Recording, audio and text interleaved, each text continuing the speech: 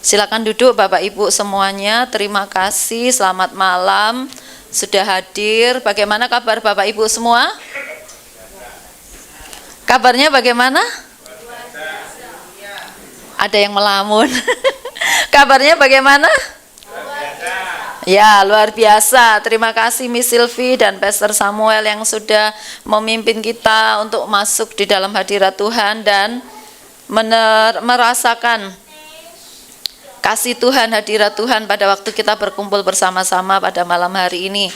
Firman Tuhan pada malam hari ini kita mau belajar bersama-sama tentang tema yang diambil dari Yohanes 21, yaitu tentang kasih ya, fokus kepada kasih. Malam hari ini kita mau belajar tentang apa itu transformasi kasih gitu ya. Kalau beberapa waktu yang lalu saya menutup dengan apa yang saya bagikan, masih ingat ya Bapak Ibu, gambar background yang saya tampilkan itu adalah ulat, kepompong, terus kupu-kupu yang bisa terbang dan cantik ya. Itu salah satu dari sebuah transformasi, salah satu dari sebuah perubahan. Jadi kalau metamorfosa itu berubah dari keadaan yang sebelumnya, dan tanda-tanda dari sebelumnya itu tidak ada di bentuk yang baru. Jadi bentuk yang baru itu tidak memunculkan dari yang lama gitu ya. Malam hari ini kita belajar tentang transformasi kasih ya, salah satu dari yang beberapa waktu yang lalu yaitu tentang perubahan, mengalami perubahan. Tapi malam hari ini kita mau belajar tentang yang berubah itu adalah kasih kita gitu ya kepada Tuhan. Kalau kasihnya Tuhan itu tidak berubah ya, kasihnya Tuhan dulu sampai sekarang dan selama-lamanya itu sama. Tapi kasih kita kepada Tuhan harus berubah.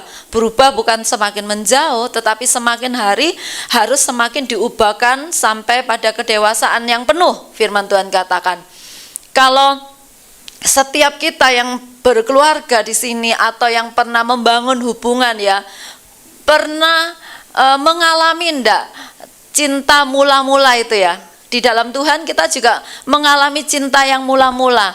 Orang cinta mula-mula itu gimana Pak Sul? Rasanya Pak Sul? Masih ingat gak Pak Sul? Semuanya 100%.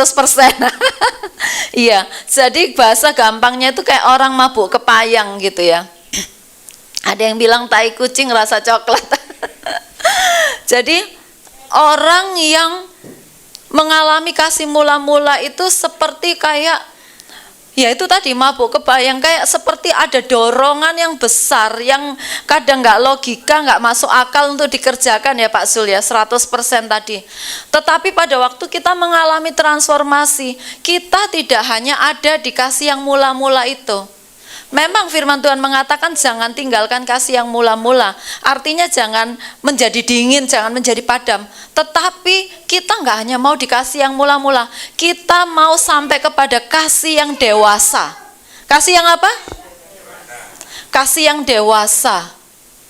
Kalau pada waktu kita pacaran sebelum kita menikah, wah semuanya kayak indah gitu ya. Pada waktu kita masuk ke pernikahan, ada problem, ada permasalahan yang kadang mungkin belum tersolusikan. Tetapi kalau hanya pakai modal cinta pada waktu pacaran, itu sulit, gak bisa bertahan. Harus kasih kita kepada pasangan kita itu semakin hari semakin lebih besar. Kasih yang dewasa, artinya gini, pada waktu kita mengikut Tuhan, kita ngomong bicara mengikut Tuhan ya, kalau bagi kita mengikut Tuhan itu menguntungkan, maka kita akan berapi-api, maka kita akan rajin, maka kita akan mengupayakannya. Tapi kalau buat kita mengikut Tuhan itu tidak menguntungkan, apakah kita masih mau bela nih ikut Tuhan? Kalau ngomong ikut Tuhan itu hanya yang menguntungkan, gak ada orang martir gitu ya. Gak ada orang-orang yang akan pergi ke pelosok-pelosok untuk menginjil dan sebagainya. Kalau mengikut Tuhan hanya bicara tentang untung dan tidak untung, apa benefitnya, apa manfaatnya buat kita. Tapi kita akan belajar bagaimana kasih kita diubahkan, bukan saja kasih yang mula-mula, tapi kasih yang menjadi dewasa. pada waktu kekristenan atau Tuhan seolah-olah tidak menguntungkan buat kita, apakah kita tetap mau mengasihi Dia? Pertanyaannya, apakah engkau mengasihi aku? Tuhan tanya. Ini pertanyaan yang malam hari ini kita bawa pulang masing-masing. Tidak untuk dijawab bahkan kepada pasangan kita. Itu adalah jawaban yang kita jawab sendiri dengan Tuhan. Malam hari ini, kalau Tuhan bertanya sama Pastor Rus, apakah engkau mengasihi aku? Kalau Tuhan bertanya pada Pak Antonius, apakah engkau mengasihi aku? Jawaban bisa berbeda-beda. Kasihnya Pak Antonius kepada Tuhan dan kasihnya saya kepada Tuhan, kasihnya Bu Ros kepada Tuhan bisa berbeda-beda. Kenapa? Karena ukuran yang diberikan setiap orang itu berbeda-beda. Sesuai dengan pengenalan kita akan Tuhan dan sesuai dengan kemauan kita. Kalau kita memberi 20, maka 20 itu yang kita berikan untuk Tuhan. Kalau kita memberi 100, maka 100 itulah yang kita berikan untuk Tuhan. Seperti Pak Sul tadi ngomong, 100%. Apakah engkau mengasihi aku? Ya Pak Hendro, minta tolong selanjutnya. Di sini dikatakan Shema of Israel. Itu bisa dibilang tentang keseluruhan ya, keseluruhan dari perintah Tuhan di perjanjian lama itu adalah Shema of Israel. Dengarkanlah Tuhan, hai Israel, bahwa Allah itu esa. Ya, jadi itu beritanya. Sebelum kita bisa melakukan perintahnya, yang pertama Tuhan suruh kita dengar dulu. Kemarin minggu saya mengajar di anak remaja, anak teens itu, kita nggak mungkin bisa melakukan instruksi yang diharapkan oleh orang tua, tutor atau guru tanpa kita mendengar dengan baik. Kalau kita nggak mendengar dengan baik, maka informasi yang kita serap itu mungkin bisa tumpang tindih atau bisa ada yang kadarnya itu berkurang atau bahkan bisa exaggerate. Bisa berlebihan, tidak seperti yang disampaikan awalnya. Jadi untuk bisa mengerjakan perintah Tuhan ini, yang pertama harus apa Bapak Ibu? Dengar. Cara dengar kita itu mempengaruhi kita bisa melakukan instruksi atau enggak. Jadi kalau anak saya ngomong, ya mami gini-gini, kalau dia sambil lalu-lalu nanti saya selalu suka harus saya harus tanya orderan saya itu ulang, ngerti enggak gitu. Jadi tadi mami ngomong apa? Apa ya tadi? Nah, itu namanya tidak mendengar. Kadang kita sudah lihat gini, tapi kalau pikiran kita ke sana kemari, belum tentu apa yang disampaikan itu kita bisa paham. Jadi kemarin saya ngajar juga ke anak-anak remaja, kalau engkau jadi ketua kelas, mungkin ketua kelompok atau apa yang bekerja sama dengan tim, pastikan kalau ada tugas bersama dan kamu memimpin, pastikan anggotamu itu bisa mendengar yang pertama dengan jelas dan bisa punya kesamaan yang sama. Kalau enggak, bisa kesana kemari sama dengan gereja ini. Kalau enggak satu bahasa, mengerjakannya bisa beda-beda, pengertiannya bisa beda-beda gitu. Jadi harus ada satu bahasa. Untuk bisa mengerjakan harus dengar dulu. Cara kita mendengar itu menentukan respon kita. Kalau botol ini ada tutupnya, saya mau isi air tidak akan pernah bisa masuk. Untuk airnya bisa masuk, maka saya harus apa Bapak Ibu? Buka. Sama dengan Tuhan mau berbicara sama kita, kalau tutup botol kita nggak dicopot, nggak bisa Tuhan ngomong sama kita. Apa tutup botol? Bisa sakit hati, kemarahan, frustrasi, depresi, masalah, atau kekecewaan dan semuanya. Semuanya harus ditanggalkan dulu, baru kita bisa mendengar Tuhan. Baru apa yang Tuhan mau sampaikan itu bisa kita terima. Shema of Israel, dengarkanlah Tuhan Allahmu itu esa. Maka dibilang kasihlah Tuhan Allahmu. Bagaimana kita mau fokus sama Tuhan? Bagaimana kita mau fokus sama kasihnya? Perintahnya adalah kasihlah Tuhan Allahmu dengan segenap hatimu, dengan segenap jiwamu, dan dengan segenap akal budimu. Itu semua yang di perjanjian baru yang Tuhan Yesus katakan itu mengambil dari perjanjian lama. Tuhan Yesus mengutip kembali dari Ulangan, ya. Kasihilah Tuhan Allahmu. Mari kita sama-sama baca ayat ini. 1, 2, 3. Kasihilah Tuhan Allahmu dengan segenap hatimu, dan dengan segenap jiwamu, dan dengan segenap akal budimu. Dikatakan perintah utama dan pertama. Perintah utama dan pertama adalah mengasihi Tuhan. Untuk bisa mengasihi Tuhan, kita harus dengar Tuhan mau apa dalam hidup kita. Yang menekankan pada apa? Pengabdian yang total, kasih sayang, ketaatan menyeluruh kepada Tuhan, mencakup apa? Emosi, hidup kita dan pikiran kita. Karena kan jiwa, segenap hati, jiwa dan akal budi, emosi, pikiran, hidup kita. Selanjutnya Pak, mengasihi Tuhan dengan hati, kardia ya. Kalau dalam bahasa Yunaninya itu jantung. Jantung kita kalau sudah nggak berdenyut artinya apa? Kalau kasih kita sudah dingin, sudah nggak ada rasa, mau dikasih berkat, ya taruh sana. Kalau dibilang apa? Ya aku wis tahu. Nanti kalau hadirat Tuhan, ya sudah. Kita harus ngecek apakah jantung kita itu masih berdenyut. Apakah kasih kita kepada Tuhan itu masih ada rasanya, atau kasih kita sudah mulai melempem, nanti lama-lama hilang rasa. Bapak Ibu dulu kalau waktu pacaran gitu nggak sengaja, pura-pura nggak sengaja atau pura-pura nggak tahu ya, kesenggol gitu kayak ada sengatan listrik kan ya, atau saya aja yang merasa? Nggak pernah merasakan sengatan listrik. Miss Sylvie pernah? Sengatan listrik. Nah sekarang kalau hadirat Tuhan sedang kuat di tengah-tengah kita, apakah kita masih ada yang di sini itu seperti kayak membara, ada setrumnya, atau kita sudah, ya sudah, mari ini mulai, mari. Nah itu kita harus ngecek. Kalau kardia kita, jantung kita, karena mengasihi dengan hati itu katanya jantung, dikatakan pusat dari orientasi hidup, pusat dari tujuan hidup, itu adalah jantungnya kita di situ. Pusat kita kenapa kita harus hidup itu ada di jantungnya. Jadi kalau kita mengasihi Tuhan, itu bukan sekedar emosi, kebaktian nangis-nangis selesai terus habis gitu buyar lupa semua. Enggak.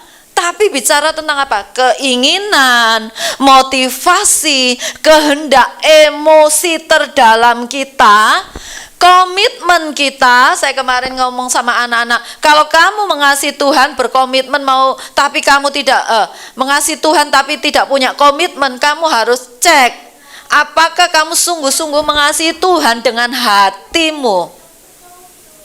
Karena kalau kita ngomong mengasihi Tuhan dengan hati itu bukan nyanyi haleluya, puji Tuhan, Tuhan baik, nangis-nangis seperti kesetrum, selesai pulang, tidak.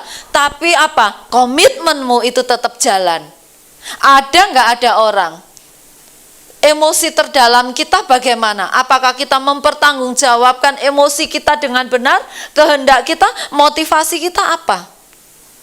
Bukan hanya ngomong tentang di gereja, tapi keseharian hidup kita.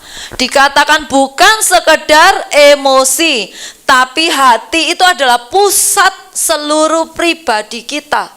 Nah, terus yang kedua jiwa. Jiwa itu artinya itu apa? Nyawa kita itu loh. Bahasa gampangnya jiwa itu nyawanya kita. Ya kan?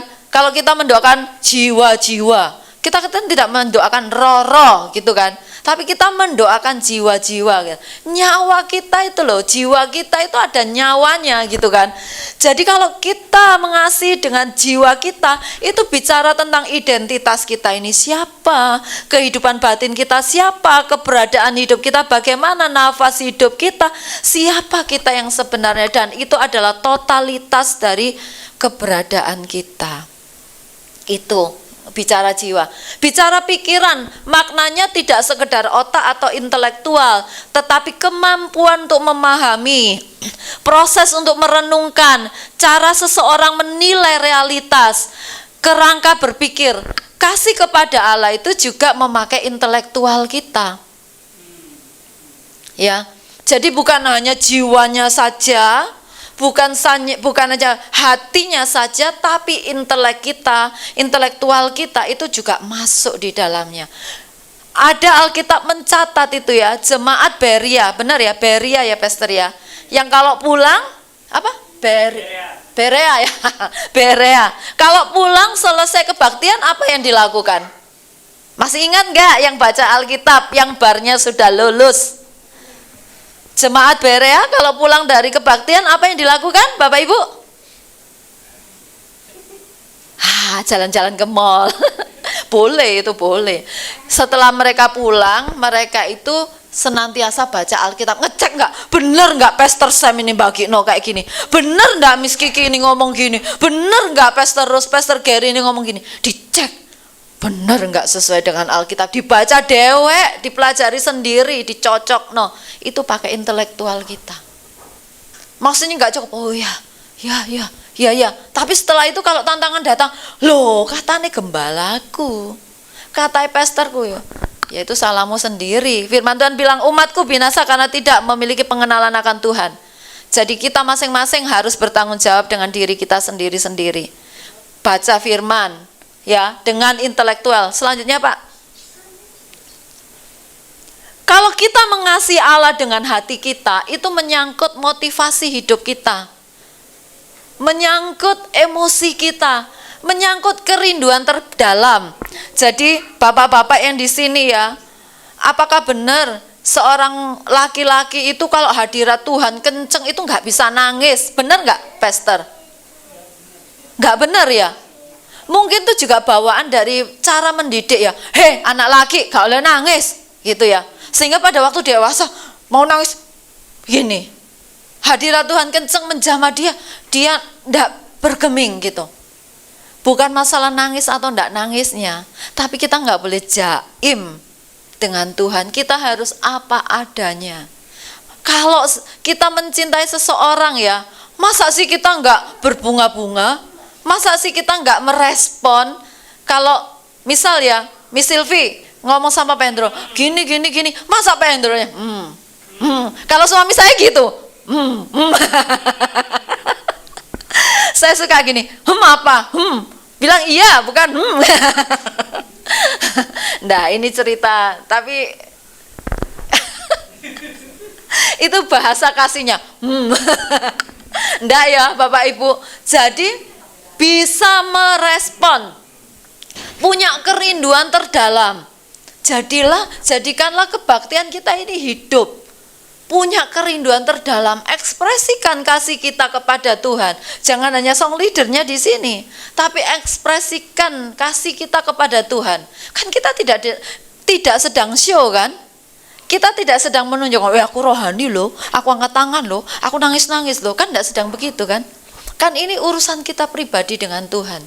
Jadi mari kita datang kepada Tuhan apa adanya. Nyatakan. Kalau memang kita disentuh Tuhan, kita merasakan kasih Tuhan, ya nyatakan mungkin dengan angkat tangan. Kalau kamu sukacita, ya melompat atau apa. Jadikan sesuatu yang hidup gitu ya. Bukan kaku, tapi sesuatu yang hidup. Terus tantangan kita zaman sekarang kalau kita mengasihi Tuhan dengan segenap hati. Di sini dikatakan validasi media sosial. Kira-kira apa Miss Lucy? Validasi media sosial tuh bahasa yang gampang. Validasi media semua harus diiyakan oleh media sosial itu. Baru kamu oke, baru kamu keren, baru kamu bisa saya terima kalau kamu sesuai standar-standarnya yang ada di media sosial.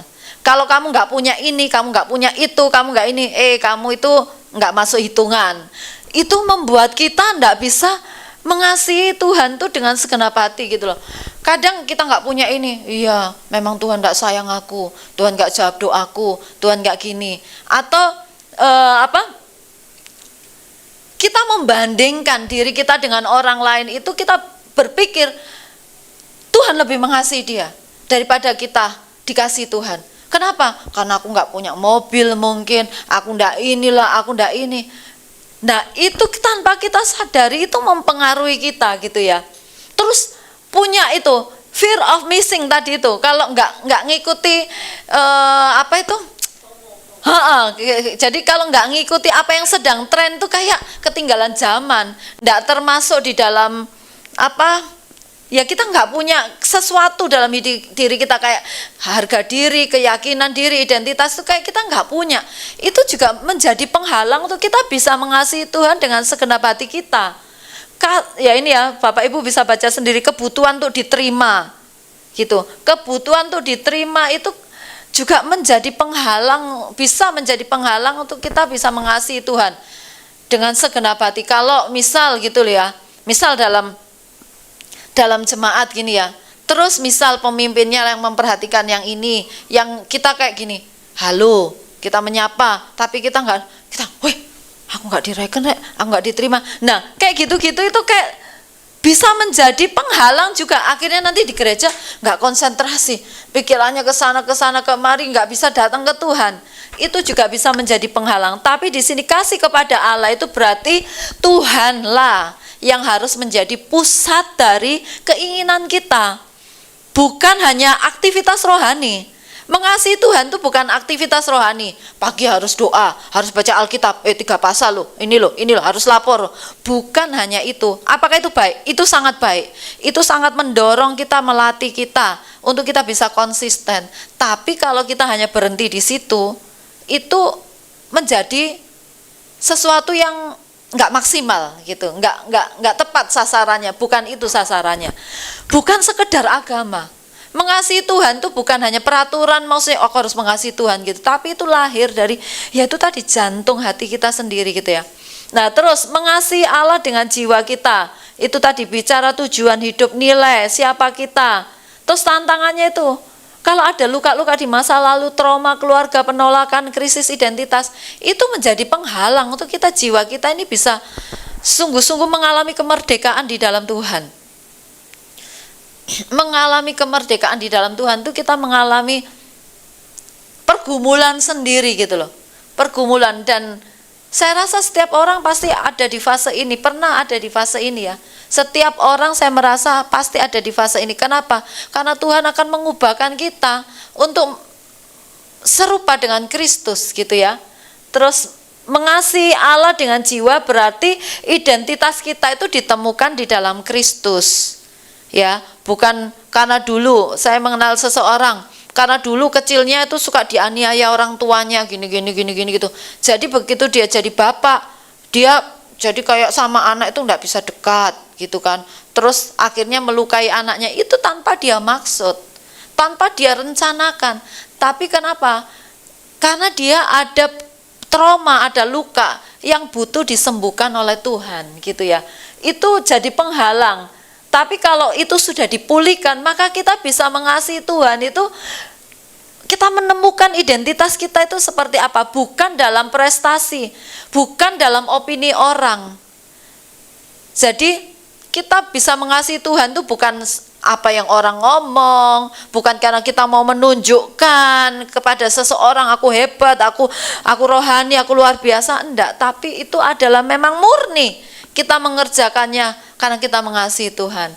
Mengasihi Allah dengan pikiran, cara kita melihat dunia, apa yang kita percayai, bagaimana kita memproses informasi, itu juga harus mengalami perubahan. Firman Tuhan bilang, berubahlah oleh pembaharuan akal budimu, yang dikerjakan oleh firman Tuhan. Jadi pada waktu kenal Tuhan, itu akan terus diproses pikiran-pikiran kita, nilai-nilai hidup kita yang gak sesuai dengan firman Tuhan, prinsip-prinsip kita yang gak sesuai dengan firman Tuhan, itu Tuhan akan ubahkan. Bagaimana kita diubahkan? Tantangan kita adalah sekarang ini informasi terlalu banyak. Pagi-pagi ya, sometimes saya juga gitu. Pagi-pagi kalau lupa matiin wifi ini kan sudah ini, ngecek dulu baru baca Alkitab gitu. Nanti bingung sendiri. Kayak gitu ya. Terlalu banyak informasi. Terus tentang nilai-nilai moral yang sudah berubah gitu. Jadi mana yang mau diikuti? Alkitab atau yang lagi ngetren sekarang? Ya semuanya gitu kok. Ya semuanya gitu. Kayak kemarin saya ngobrol sama seseorang gini. Ya sungkan aku. Ya mau gimana? Sudah dijemput ya, mau ikut arisan gini. Apakah arisan salah? Bukan. Tetapi kalau kita mengerjakannya karena sungkan, pada akhirnya tidak punya keputusan sendiri yang benar, ya kita akan seperti orang diombang-ambingkan gitu loh. Ke kiri ikut ke kiri, ke kanan ikut ke kanan.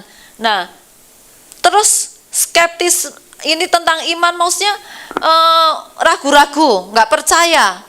Kalau nggak ada buktinya, mana sih buktinya kalau Tuhan baik? Mana sih buktinya Tuhan sayang aku? Mana buktinya Tuhan tolong aku? Mana buktinya Tuhan sembuhkan aku? Kenyataannya mana? Belum. Nah, kayak gitu. Jadi terus budaya digital itu juga mempengaruhi cara berpikir kita. Ada banyak hal yang kita bisa milih ya. Kalau di media itu kita bisa milih mau yang benar, mau yang baik, itu kita yang memilih. Seperti pisau itu loh. Pisau itu berguna atau pisau itu membunuh, itu jadi alat bunuh, itu kita yang menentukan. Pisau itu di tangan chef atau di tangan pembunuh. Kita yang menentukan fungsi dari media itu dalam hidup kita, seperti apa pengaruhnya. Memahami firman Tuhan dengan serius, berpikir kritis gitu. Jadi mari kita renungkan firman Tuhan.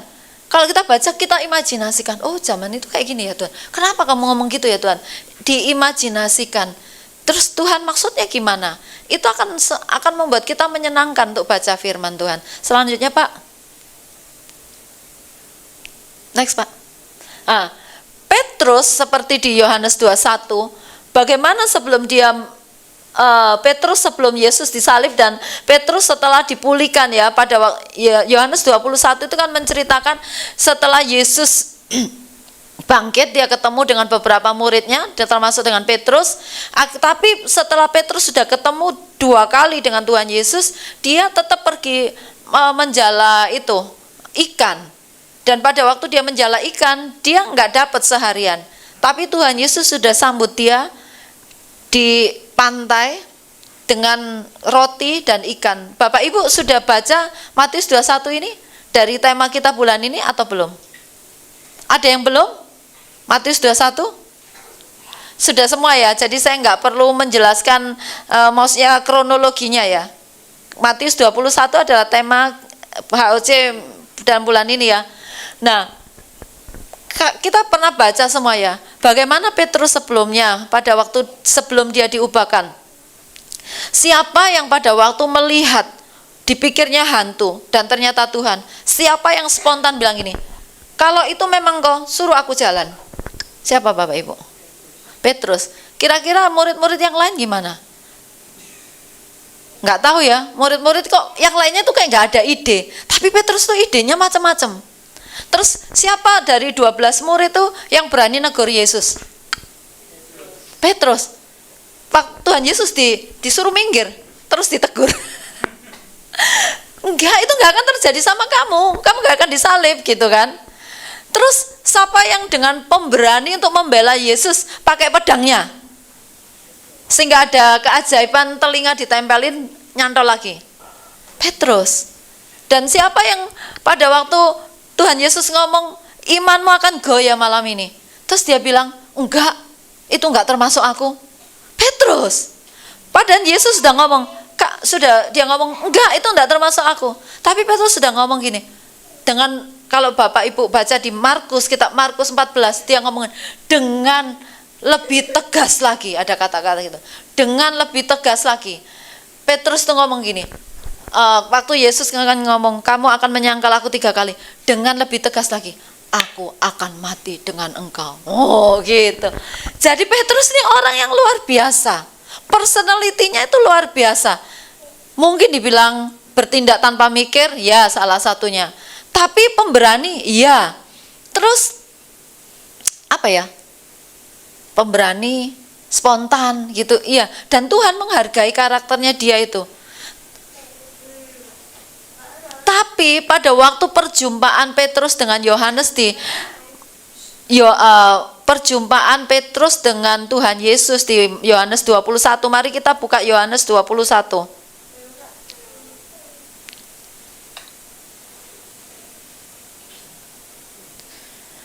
Itu yang di ayat yang ke-15 ya, mulai ayat yang 15 ya. Tuhan Yesus tuh mengerti gitu loh. Tuhan Yesus tuh mengerti murid-muridnya sudah capek secara fisik dan secara jiwanya, Tuhan Yesus nggak tanya gini, kenapa kamu menyangkali aku? Kenapa kamu meninggalkan aku? Enggak, Tuhan nggak tanya itu. Tuhan ajak mereka makan gitu. Ada slogan yang gini, apa? Kalau perut kenyang, hati. Jadi kalau Bapak Ibu mau menasehati anak-anak, ajak makan dulu. Jangan dimarah-marahi dulu, langsung pulang sekolah. Ajak makan, sudah kenyang, sudah rileks, nah baru dinasehati, masuk pasti. Gitu ya. Jadi Yohanes 15 tadi dikatakan ini, Simon anak Yohanes, apakah engkau agapas terhadap aku?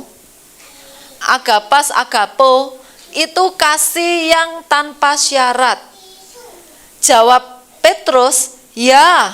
Petrus menjawab, benar Tuhan, engkau tahu bahwa aku filio terhadap engkau. Kasih persaudaraan. Jadi pada waktu Tuhan tanya gini, Petrus, apakah engkau mengasihi aku dengan kasih yang tanpa syarat? Petrus ngomong, iya Tuhan, aku mengasihi engkau dengan kasih persahabatan. Bukan kasih yang tanpa syarat tadi, yang gak terbatas tadi.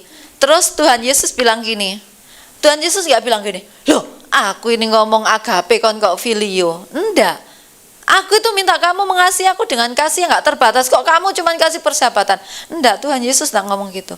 Tuhan Yesus bilang, gembalakanlah domba-dombaku. Terus diulang lagi di ayat yang ke-16, Petrus, anak Yohanes, apakah engkau agapas terhadap aku? Petrusnya jawab, benar Tuhan, engkau tahu bahwa aku filio terhadap engkau. Aku mengasihi engkau dengan kasih sahabat, bukan kasih yang tak terbatas yang kamu minta itu gitu loh. Tapi Tuhan Yesus jawab gini, gembalakan domba-dombaku. Di sini sama katakan gembalakan. Kalau yang di terjemahan lain itu bilang gini, beri makan. Dan terus ada yang juga gembalakan, ada juga gitu. Terus yang ketiga kalinya di ayat 17 dikatakan, Simon anak Yohanes, apakah engkau filio kepada aku? Yang ketiga Tuhan Yesus tidak lagi ngomong kasih yang tanpa syarat, tapi apakah engkau mengasihi aku dengan kasih persahabatan? Dari situlah Petrus itu bersedih hati. Dari situlah Petrus itu menyadari, jadi ini adalah, kalau ini mungkin ini adalah seperti kalau Yakub itu sungai Yabok gitu ya, dimana dia bergulat dengan malaikat Tuhan tuh dan dia menenang gitu. Ini mungkin saya pemikiran saya ini seperti sungai Yaboknya Yakub. Jadi ini adalah titik di mana Petrus itu mengalami pembalikan keadaan, di mana Petrus mengalami pengenalannya akan Tuhan itu diubahkan, di mana kasihnya Petrus itu mengalami transformasi itu di ayat ini. Di ayat yang ke-17 itu dia sedih hatinya dan dibilang gini, dikatakan maka sedih hati Petrus karena Yesus berkata untuk ketiga kalinya, apakah engkau filio ya? Saya lupa ini, apakah filio atau agapo yang ini. Dan ia berkata kepadanya, Tuhan, engkau tahu segala sesuatunya, engkau tahu bahwa aku ini filio.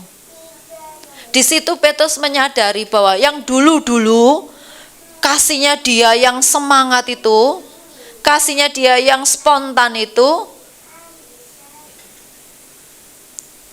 apakah itu salah? Enggak. Tapi saat ini Petrus mengalami perubahan kasih yang bukan hanya lahir dari dirinya sendiri, dari kekuatan manusianya. Tapi disinilah Petrus mengalami sesungguhnya bahwa dia sadar bahwa dia tidak bisa mengasihi Tuhan dengan kekuatannya. Di sini dia menyadari bahwa dia pernah gagal mengasihi Tuhan dengan kekuatannya. Bapak Ibu pernah mengalami merasa gagal untuk menyenangkan hati Tuhan? Merasa gagal untuk bisa taat sama Tuhan? Merasa gagal untuk bisa melakukan firman Tuhan apa yang dia mau? Pada waktu Bapak Ibu mungkin mengalami fase ini, itu artinya bahwa kita perlu anugerah Tuhan untuk memampukan kita. Dulu saya pernah sampai saya gini, terserah Tuhan kau ampuni aku yang enggak tahu aku. Karena sudah frustrasi dengan diri saya sendiri. Sudah tahu salah, dilakukan lagi. Tahu salah, dilakukan lagi. Ini saya pernah ngalami itu. Sudah tahu salah, dilakukan lagi. Di dalam kelemahan saya, ulang saya lakukan lagi. Terakhir saya sini, wes terserah Tuhan mau ampuni atau enggak, terserah gitu. Karena saya sudah frustrasi waktu itu. Tapi di titik saya frustrasi itu, tiba-tiba ada firman yang Tuhan berikan gini. Apabila ada benih ilahi dalam diri orang itu, maka orang itu tidak bisa berbuat dosa lagi. Karena benih ilahi ada dalam hidupnya. Pernah Bapak Ibu baca firman ini, dengar firman ini? Ada kan ya, di 1 Yohanes kalau nggak salah.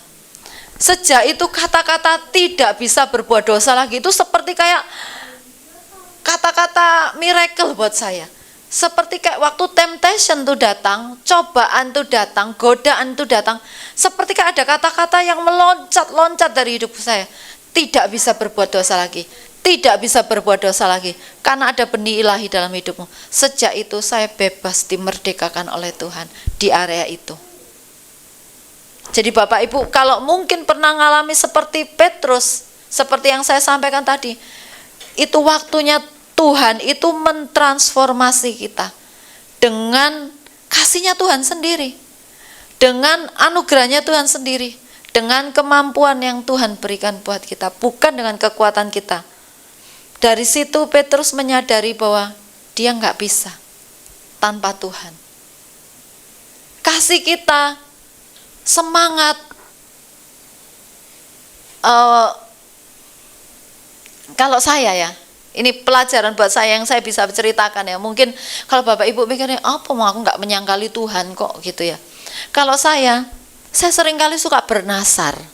Di sini ada Bapak Ibu yang suka bernasar, berjanji sama Tuhan. Saya tuh suka bernasar, tapi saya nggak bisa bayar, nggak bisa melakukannya gitu loh. Itu sering gitu loh. Dulu. Sampai gini, Tuhan ampun Tuhan, ampun itu emosi sesaat. Ya kan? Mungkin waktu kebaktian gitu kan, waktu mungkin hadirat Tuhan, kita dijamah Tuhan langsung nasari panjang. Katanya firman Tuhan, kalau engkau datang ke rumah Tuhan jangan buru-buru, kamu itu mau bilang apa-apa. Saya buru-buru. Dan saya nggak bisa bayar itu. Sering kali begitu. Tapi itu adalah proses di mana waktu saya masih anak-anak di dalam Tuhan. Di ayat yang ke-18 dikatakan seperti gini. Ayat 18 Pak, minta tolong. Aku berkata kepadamu, Yesus ngomong sama Petrus, sesungguhnya ketika engkau masih muda, engkau mengikat pinggangmu sendiri. Ya, Petrus sendiri yang ikat pinggangnya. Dan engkau berjalan kemana saja yang kau kehendaki.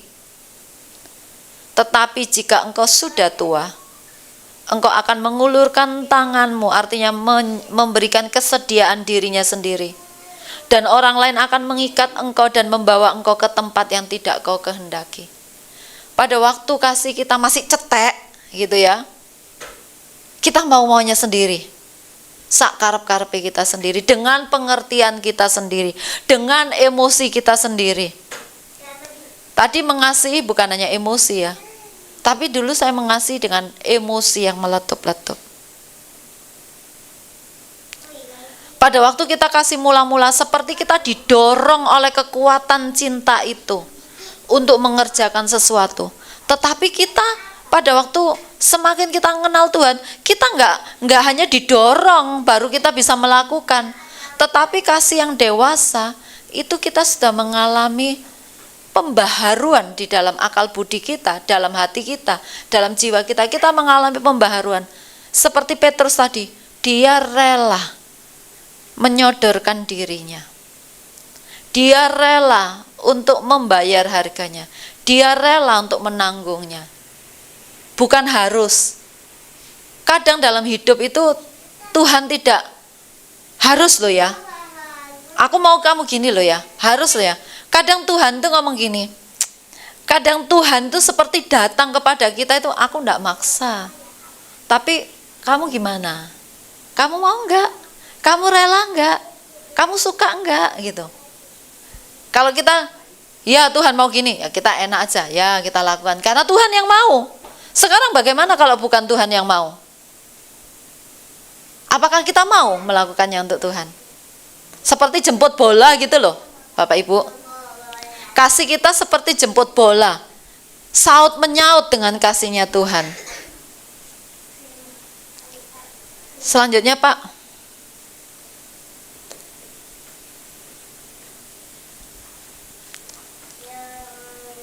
Oh ini kita baca dulu Pak yang tadi Pak. Ya, Petrus bersemangat, jiwanya belum matang. Pikiran Petrus belum sepenuhnya memahami kenapa Yesus harus mati dan semuanya itu ya. Tapi pada waktu dia dipulihkan, hati Petrus itu menjadi rendah hati. Jiwa Petrus dipulihkan, pikiran Petrus itu mendapatkan pengertian gitu loh. Kenapa Mesias itu harus mati? Bahkan dia sendiri, kenapa dia harus berkorban? Bahkan pada waktu dia menjadi soko guru bagi jemaat, semua rasul-rasul itu kan pada pergi ke mana-mana. Dia harus stay di Yerusalem. Dia itu sebagai kayak penegak gitu ya, penegak kayak standar gitu yang ada di Yerusalem untuk menyangga gitu ya. Soko guru itu apa ya kalau bahasa yang bisa dimengerti? Bukan yang bangunan tiang gini, pilar ya. Pilar. Saya percaya Bapak Ibu yang hadir di ibadah hari Selasa ini adalah soko guru dari jemaat Tuhan yang ada di HOC. Ya kan? Bapak Ibu setia datang hari Jumat, hari Selasa. Bapak Ibu ditempatkan Tuhan sebagai pilar, penyangga dari jemaat Tuhan di HOC. Seperti Petrus. Petrus itu adalah soko guru pada waktu jemaat mula-mula, dia harus stay di Yerusalem. Sedang rasul-rasul kemana-mana. Jadi kalau ada apa-apa mereka akan sidang di Yerusalem kayak gitu ya. Pada waktu pengenalan kita, kasih kita masih anak-anak, kita bisa semau-maunya. Sakarepe kita dewe. Ditegur nggak mau, diingatkan nggak mau, diberitahu nggak mau. Tetapi pada waktu kita semakin kenal Tuhan, kita itu akan, hati kita ini akan datang sendiri. Kita akan menyediakan apa yang bisa tak bantu. Pastor Gary, apa yang bisa saya bantu? Miss Lydia, apa yang saya bisa bantu? Miss Sylvie, apa yang bisa saya bantu? Mari kita sama-sama sebagai penyangga-penyangga jemaat di tempat ini. Mari saling mendahului gitu. Mendahului untuk baik itu memberi hormat, baik itu untuk saling mengasihi, saling menolong. Baiklah kita yang mendahului gitu ya.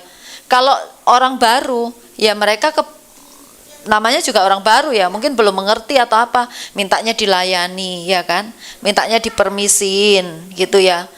Tapi kita kalau yang sudah soko guru tadi, penyangga, kita yang harus melayani, kita yang harus mendahului dalam memberi hormat, menganggap orang lain lebih utama daripada diri kita sendiri, melayani orang lain.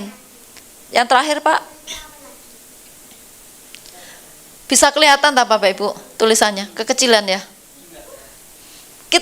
Saya baca ya, banyak orang percaya kepada Tuhan hanya sebagai agama, artinya aturan, ini nggak boleh, iya atau gimana.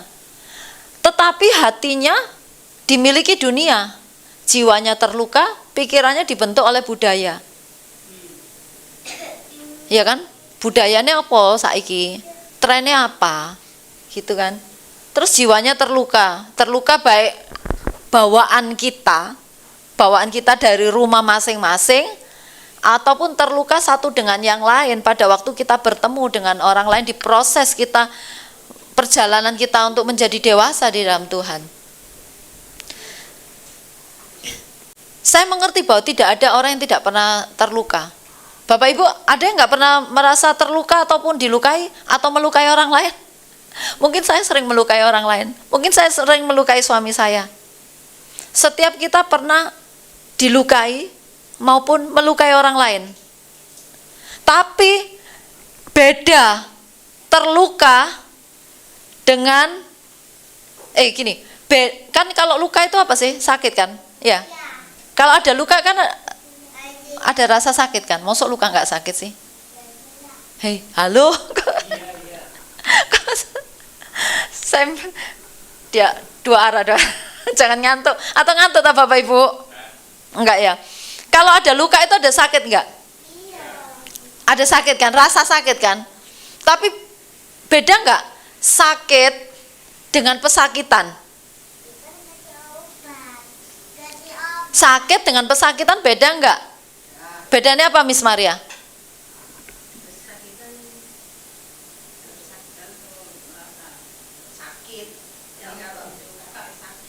Ya Miss Lydia, ya gimana?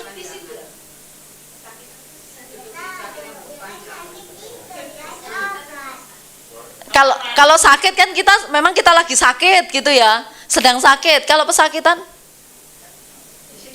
disiksa. Pesakitan tuh lebih karena kayak sebutan bahwa kamu itu menderita sebagai pesakitan. Artinya si A sakit ya karena memang dia sedang sakit. Kalau pesakitan, si A tidak mau keluar dari rasa sakitnya. Dia mau tetap tinggal di rasa sakitnya. Mau 5 tahun, mau 10 tahun, dia mau tetap tinggal di situ. Itu namanya pesakitan.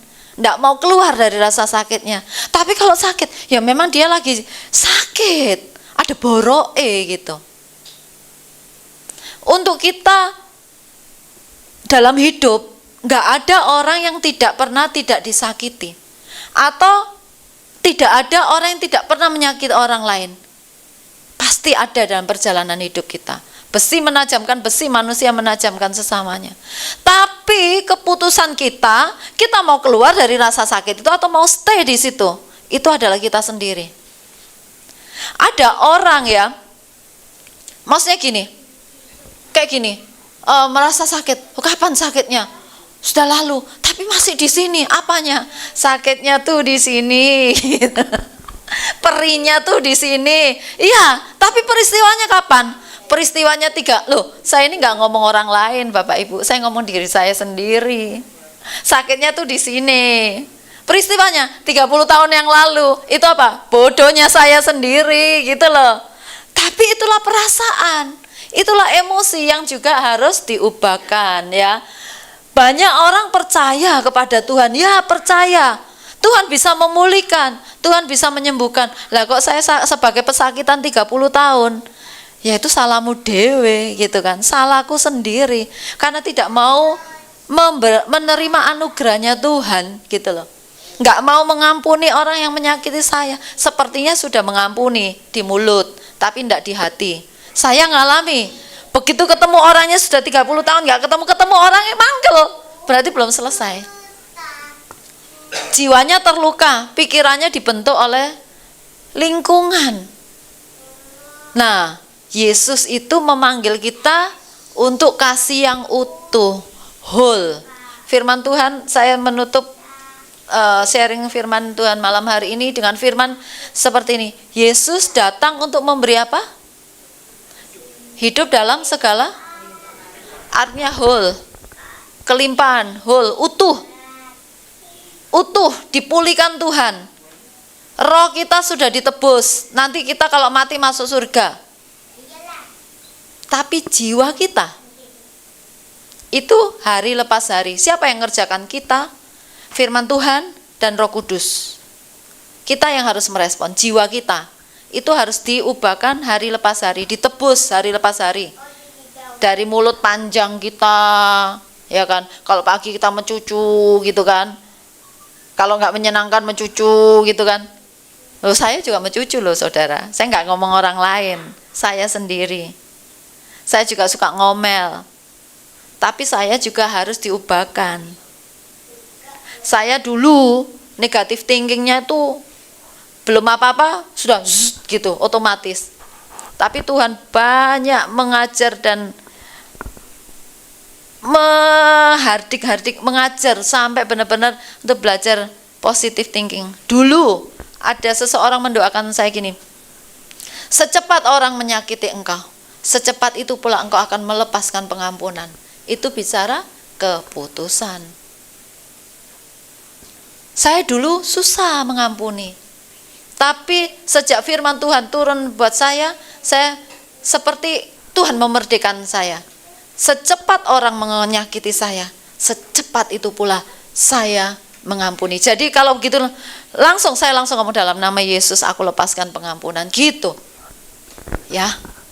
Mari ini yang Tuhan mau buat setiap kita, bahwa Tuhan itu memanggil kita secara utuh, dipulihkan secara utuh roh, jiwa dan tubuh kita. Itu kalau tadi firman Tuhan, Shema o Israel, dengarkan Tuhan Allahmu. Allah itu esa. Kasih Tuhan Allahmu dengan segenap hatimu, jiwamu dan akal budimu. Itu loh sebenarnya mengasihi Tuhan. Itu bukan hanya gini, I love you Lord gitu. Bukan hanya itu. Itu adalah ekspresi cinta kita. Tapi tidak hanya itu. Hari lepas hari bagaimana kita mengasihi Tuhan tadi. Bisa ulang Pak sebelum ditutup. Yang tadi dengan sebelumnya lagi. Ini mengasihi dengan hati, dengan jiwa, dengan pikiran. Motivasi hidup kita terlibat semuanya di situ, emosi, kerinduan kita, tujuan hidup kita, cara kita berpikir, cara kita menilai orang lain, cara kita menyikapi permasalahan-permasalahan yang ada dalam hidup kita, itu ngupluk jadi satu. Bagaimana respon kita untuk kita mengasihi Tuhan? Apakah Bapak Ibu belajar sesuatu? Saya belajar, karena ini juga tadi saya di situ Tuhan, saya nggak mau jadi orang yang mengajar, saya mau jadi orang yang ngalami.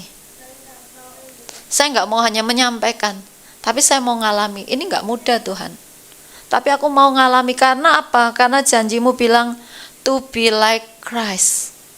Panggilan kita adalah dipanggil untuk serupa dengan Kristus. Jadi saya bilang saya mau ngalami Tuhan. Terima kasih. Tuhan memberkati Bapak Ibu semuanya.